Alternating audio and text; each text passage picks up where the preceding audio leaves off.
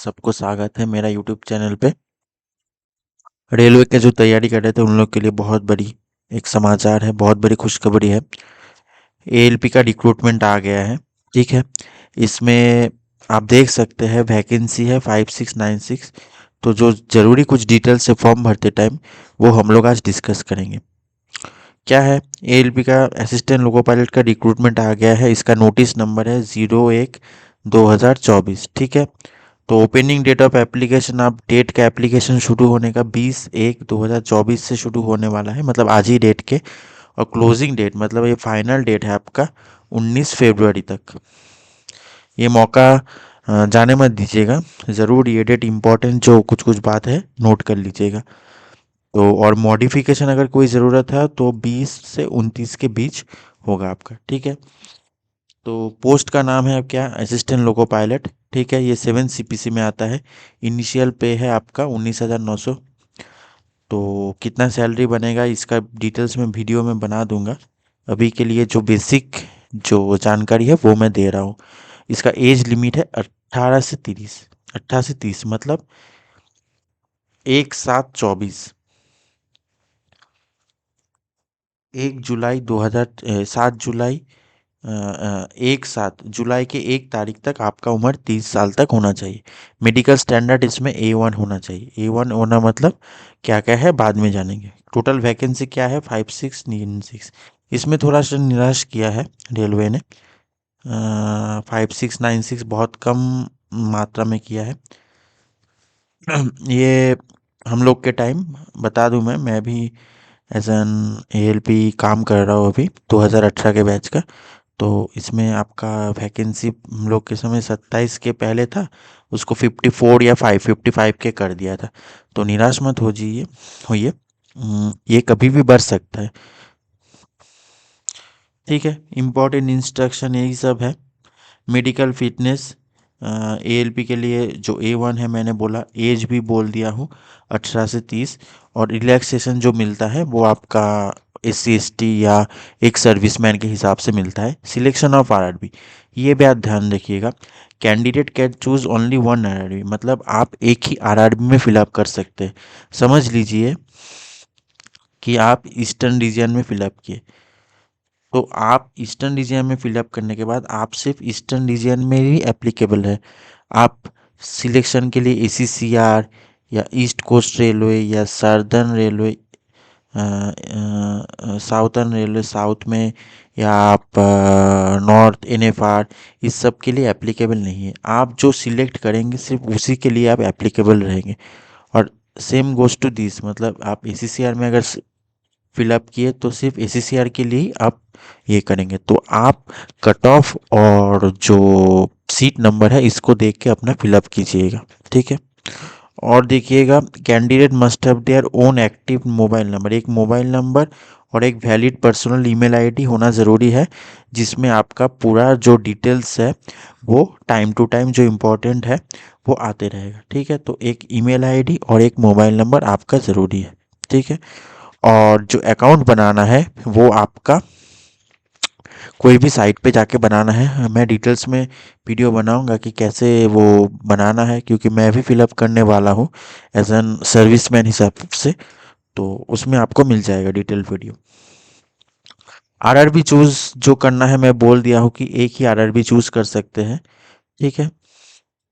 और अब देखिए, एग्ज़ाम दो तरीके से होगा, दो एग्ज़ाम होगा। CBT 1 जो मेरा क्वालिफाइंग नेचर होगा। क्वालिफाइंग नेचर मतलब क्या होता है, क्वालिफाइंग नेचर मतलब आपका होता है कि आपको इसमें क्वालिफाई करना है बस। मतलब इस एग्ज़ाम में CBT 1 में बैठ के आपका 75 मार्क्स का एग्ज़ाम होगा। ठीक है। इसमें आपको क्वालिफाई करना है। क्वालिफाई करने का मतलब आप CBT 2 के लिए आप बैठ सकते हैं। अब CBT 2 में उसमें पार्ट है, पार्ट भी करके दो पार्ट रहेगा। ठीक है। इसमें देखिए, इसमें नेगेटिव मार्किंग है। नेगेटिव मार्किंग कितना है, 1 नंबर का क्वेश्चन होगा। 1 नंबर में क्वेश्चन में आपका CBT 1 और CBT 2 में नेगेटिव मार्किंग हुआ, 1 मार्क का क्वेश्चन होगा। तो 1/3 1 नंबर का 0.33 आपका माइनस आएगा। मतलब 3 गलती करेंगे तो आपका 1 नंबर माइनस होगा। ठीक है। और एग्ज़ाम हॉल में बैंड आइटम्स जो घड़ी वड़ी है वो सब आप नहीं दे सकते।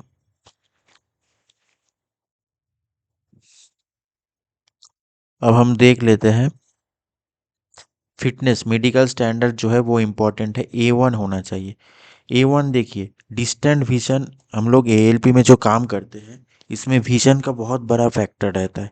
इसमें आप अगर दोनों आँख में 6/6 है, चश्मा नॉट अलाउड। अगर आपका एक आँख 6/9 है, एक आँख 6/12 है, या एक आँख आपका 6/18 है और बाकी आप 6/6 है, तो आप एप्लीकेबल नहीं है। आपका दोनों आँख में 6/6 विदाउट ग्लास होना चाहिए।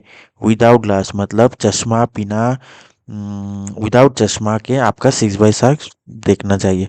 वो आप कोई भी डॉक्टर के पास जाके अपना चेक करा सकते हैं कि आपका 6/6 है कि नहीं। ठीक है। उसके साथ और कुछ कुछ भी टेस्ट है, वो मैं बाद में बताऊंगा। ठीक है। और आपका इंडियन सिटीजनशिप होना चाहिए जो भी है। अब देखिए एज लिमिट जो इम्पोर्टेंट है, एज रिलैक्सेशन। जो SC ST कैंडिडेट है उन लोग को 5 साल मिलता है, तो मतलब ये 35 साल तक कर सकता है। ठीक है। और OBC जो कैंडिडेट है उन लोग को 3 साल तक मिलेगा, मतलब वो 33 साल तक मिलेगा। अब जो एक सर्विसमैन है उसका 3 साल है, 6 साल है, 8 साल ऐसे करके है। अब ये इम्पोर्टेंट बात है, जो लोग रेलवे में काम कर रहा है, ग्रुप D और ग्रुप C में काम कर रहा है, और जिसका 3 साल का एक्सपीरियंस हो गया है, वो लोग भी अप्लाई कर सकते हैं। उसमें आपका 40 साल का एज लिमिट है जनरल के लिए। मैं भी इसमें आता हूँ। तो आई विल ऑल्सो अप्लाई, मैं भी इसमें अप्लाई करूँगा क्योंकि इसका 40 साल का एज लिमिट है। तो मैं अपना जो होम जोन है ईस्टर्न रीजन से मैं अप्लाई करूँगा। ये बहुत अच्छा एक ऑप्शन दिया है। और फीमेल कैंडिडेट जो विधवा है और डिवोर्स्ड है उन लोग 35 साल का उम्र तक दिया है। ठीक है। UR और EWS का भी 35 साल का है। तो यहाँ डेट आपका मेंशन कर दिया है UR के लिए। अगर जिसका जन्म 2/7/1994 के पहले हुआ है वो लोग अप्लाई नहीं कर सकते। OBC में दे दिया है, SC ST में भी दे दिया है। ठीक है। अब क्वालिफिकेशन, क्वालिफिकेशन भी कौन कौन से लोग अप्लाई कर सकते हैं, कौन कौन से लोग apply. Candidate must have prescribe education technical qualification from a recognise university. मतलब कोई एक यूनिवर्सिटी जो उसको नाम मतलब रजिस्टर्ड है, उससे वो पास होना चाहिए। एग्जामिनेशन फीस क्या है। अब देखिए, जो लोग फाइनल रिजल्ट के लिए वेट करें, those waiting for result of the final examination और प्रिस्क्राइब एजुकेशन टेक्निकल क्वालिटी, वो लोग भी अप्लाई कर सकते हैं। ठीक है। ये बाद में डिटेल्स में दिया है। अब एग्जामिनेशन फ़ी जो ऑल कैटेगरीज के लिए CBT 1 में है, 500 रुपये। ठीक है। For all candidates except out of fee 500, the amount of 400 shall be refunded duly deducting bank charges. ठीक है। On appearing fastest CBT। तो 500 रुपये है, out of 500 the amount of 400 shall be refunded. 500 रुपये आप अप्लाई करेंगे, 500 रुपये आपका ये है, उसमें से 400 रुपये आपको वापस मिल जाएगा, refunded duly deducting bank charges के थ्रू। और जो SC ST जो है उन लोग के लिए 250 रुपये है। ठीक है। और जो पेमेंट का मेथड है वो ऑनलाइन है। ठीक है। ऑनलाइन में पेमेंट करना पड़ेगा। इकोनॉमिक बैकवर्ड के लिए अलग से दिया है इधर।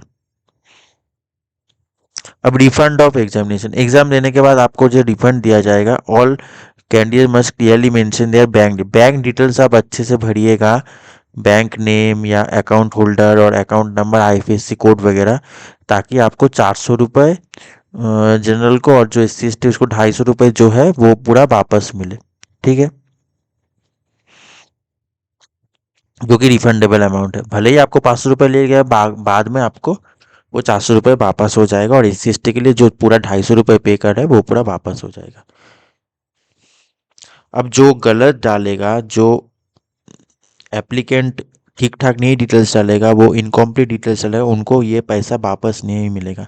ये लिख दिया है, there will be no refund of examination fee for erroneous, जो गलत करेगा उसके लिए नहीं है।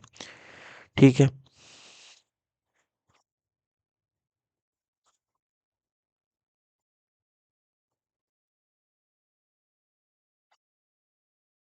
अब देखिए रिक्रूटमेंट प्रोसेस जो मेरा इंपॉर्टेंट है, इसमें फर्स्ट स्टेज सीबीटी होगा, सेकंड स्टेज सीबीटी होगा, उसके बाद computer based test, document verification, medical examination. तो सीबीटी वन में क्या हो गया, सीबीटी वन भी स्क्रीनिंग एग्जाम फॉर शॉर्टलिस्टेड। तो इसमें ये स्क्रीनिंग एग्जाम होगा, इसमें आपका नंबर सीबीटी टू के लिए ऐड नहीं होगा, सिर्फ इसको आपको क्वालिफाई करना है। The CBT one shall not be counted while preparing the final panel. Final panel आपका जब भी बनेगा तो ये सीबीटी वन का मार्क्स आपका जोड़ा नहीं जाएगा, ऐड नहीं होगा, ठीक है। तो candidates belonging the SC shortage. अब पैटर्न पैटर्न क्या हो, सीबीटी वन में आपका 60 मिनट रहेगा, 1 घंटे का एग्जाम रहेगा, ठीक है। सीबीटी वन आपका 1 घंटे का एग्जाम रहेगा, इसमें आपका 75 क्वेश्चंस रहेगा। तो 75 क्वेश्चन रहेगा, 75 क्वेश्चन में 1 मार्क्स का होगा 75, ठीक है। 1/3 आपका नेगेटिव मार्किंग है, ठीक है। मल्टीपल टाइप क्वेश्चन होगा। अब मिनिमम पासिंग 40% जनरल के लिए लाएंगे, मतलब 75 का, मतलब 75 का 40%, मतलब 30 नंबर लाना ही पड़ेगा आपको पास होने के लिए, ठीक है। उसके बाद क्या है, ओबीसी का 30%, एससी का 30%, एसटी का 25%। अब सीबीटी टू में सीबीटी वन जितना वैकेंसी है, सीबीटी टू में उसका 15 गुना लिया जाएगा। तो मतलब आप 75 में से 30 ला दिए और आपको लगेगा कि मुझे सिलेक्शन हो गया, ऐसा नहीं है। आप अपना बेस्ट दीजिएगा, जितना नंबर आप ला सकते हैं वो लाइएगा। सीट कम है, 5696 सीट है, आपको ये ध्यान रखना पड़ेगा, सीट कम है, कंपटीशन टफ होगा, ठीक है। अब देखिए क्या क्या सवाल पूछे जा सकता है, मैथमेटिक्स है, मेंटल एबिलिटी है, इसमें जो रीजनिंग है, एप्टी है, क्लास 10 का बेसिस है। मैं आगे ये वीडियो बनाऊंगा क्या क्या पढ़ना है, जनरल साइंस है, जनरल अवेयरनेस है, ठीक है। अब आपका सीबीटी वन निकल गया, सीबीटी टू में आपका क्या है, सीबीटी टू में क्या है, total number of candidate shortage for CBT shall be limited to 15। जो मैंने बोला कि सपोज कोई भी जगह 100 सीट है, तो उसके लिए बुलाया जाएगा 1500। क्यों, क्योंकि ये बोल दिया है 15 टाइम्स बुलाया जाएगा सीबीटी टू के लिए, ठीक है। ये सब्जेक्ट टू मैटर है, ये बाद बढ़ भी सकता है, घट भी सकता है, तो इस चीज़ का आप लोग अपना बेस्ट दीजिएगा कोई भी एग्जाम में, ठीक है। उसी को फाइनल एग्जाम मान के एकदम एग्जाम दीजिएगा, ठीक है। अब सीबीटी टू का पैटर्न क्या है, इसमें 2 पार्ट होगा, पार्ट वन और पार्ट टू। पार्ट बी आपका, पार्ट ए क्या होगा, इसमें आपका 2.5 घंटे का, 2 घंटा 30 मिनट का टोटल एग्जाम है पार्ट सीबीटी टू में, जिसमें पार्ट ए आपका 90 मिनट का रहेगा, 1.5 घंटे का, उसमें 100 क्वेश्चन पूछा जाएगा। और जो पार्ट बी रहेगा 60 मिनट का, उसमें 75 क्वेश्चन पूछा जाएगा, इसमें भी नेगेटिव मार्किंग है 1/3 करके, ठीक है। अब नॉर्मलाइजेशन का क्या प्रोसेस है, रेलवे में बहुत हल्ला होता है कि नॉर्मलाइजेशन ये वगैरह, तो नॉर्मलाइजेशन का प्रोसेस है वो जो रेलवे फॉलो करता है वो फॉलो करेगा। तो पार्ट वन में क्या होगा, इसमें क्या होगा, एलिजिबिलिटी 40%, 30%, जो भी मैं बार बार बोल रहा हूँ, इस बात पे ध्यान मत दीजिए, अपना जो बेस्ट है, जितना आप मार्क्स ला सकते हैं उतना लाइए, ठीक है। अब ये बात जानने वाला है, पार्ट ए में आपका तो मैथ्स एप्टीट्यूड जो भी रहेगा, पार्ट बी आपका टेक्निकल रहेगा। टेक्निकल मतलब क्या, और पार्ट ए का मार्क्स ही आपका जो मेरिट बनेगा उसमें सिर्फ जोड़ा जाएगा। और पार्ट बी जो रहेगा ना, वो उसमें आपको 35% ओनली लाना है। मतलब अगर कितना में 75 में एग्ज़ाम होगा, 75 का 35% करेंगे तो आप कितना होगा, 27.5, 27.5 शायद। तो मान के चलिए 30 नंबर तक आपको लाना है, 30 नंबर लाएंगे तो आप पार्ट बी पास हो जाएंगे, और पार्ट बी का नंबर आप ऐड नहीं होगा। मतलब आप अगर जो पार्ट है उसमें 100 में से 90 लाए, ठीक है, पार्ट ए में 100 में से 90 लाए, और पार्ट बी में आप 25 लाए, ठीक है, तब आप फेल हो जाएंगे। क्यों, क्योंकि पार्ट बी में आपको कम से कम आपको लाना ही पड़ेगा 35%। अगर ये 35% पार्ट बी में आप नहीं लाएंगे तो पार्ट ए में आप 100 में से 100 लाइए, उसमें आपका मेरिट नहीं बनेगा, आप डिस्क्वालीफाई हो जाएंगे, ठीक है। तो ये पार्ट बी को हल्के में मत लीजिएगा। 2018 में हम लोग के टाइम में बहुत कोई इसको हल्के में लिया था, तो वो लोग पूरा छाट गए, जबकि उन लोग का नंबर 90 95 ऐसे था एप्टीट्यूड में। तो पार्ट बी को भी ध्यान रखना है, और ये क्वालिफाइंग नेचर है, इसको देखिएगा। इसका भी सिलेबस कुछ कुछ दिया है आपका, ठीक है। बाकी ये डिटेल्स हम लोग डिस्कस करेंगे। अब क्वालिफिकेशन वाइज आप अगर इलेक्ट्रिकल से बिलोंग करेंगे तो कौन कौन सा सब्जेक्ट चूज कर सकते हैं, देखिए। मैकेनिकल से करेंगे तो बहुत सारा फिटर, ट्रैक्टर, हीट इंजन, बहुत सारा सब्जेक्ट है।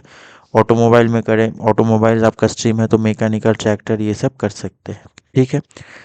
कंप्यूटर बेस्ड एग्जाम होगा, ठीक है।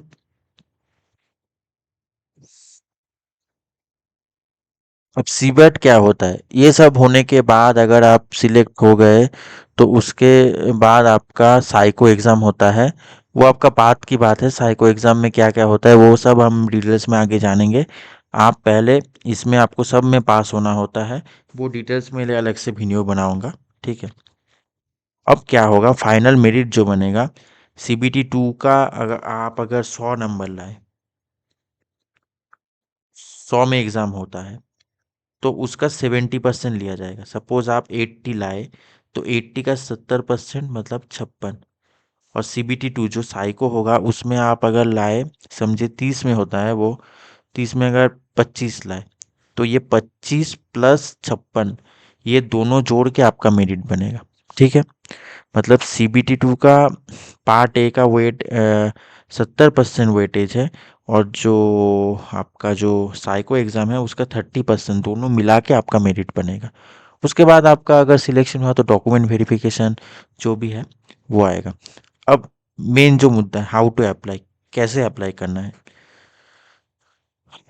सेन में जाके आप कोई भी जो आरआरबी वेबसाइट है, choose candidates allowed to choose only one RRB, ये बात ध्यान रखिएगा। एक ही आरआरबी जिसमें आप फिलअप करना चाहते हैं उसमें फिलअप करिए, ठीक है।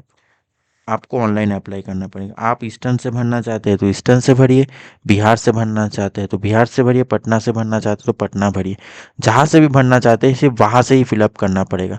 इसमें लिए आपको 12 कॉपीज फोटोग्राफ रखना पड़ेगा, एससी एसटी का सर्टिफिकेट पीडीएफ फॉर्मेट में जो भी है वो आपको रखना पड़ेगा।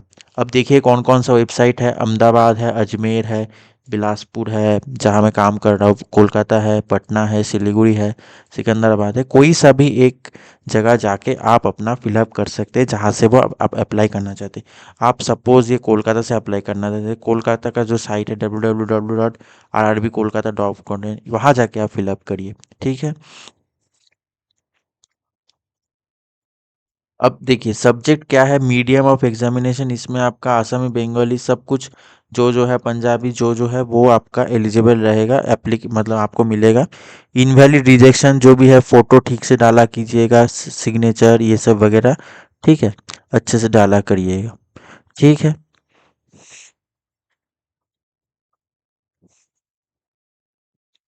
ये आपका दिया है पोस्ट वाइज पैरामीटर, ठीक है। कौन कौन से में आप आपका वैकेंसी का जो लिस्ट है, वैकेंसी का दिया है, देखिए। अहमदाबाद में आपका है, यूआर में 95 टू 38, अजमेर में है 228, बिलासपुर में आपका सबसे ज़्यादा है,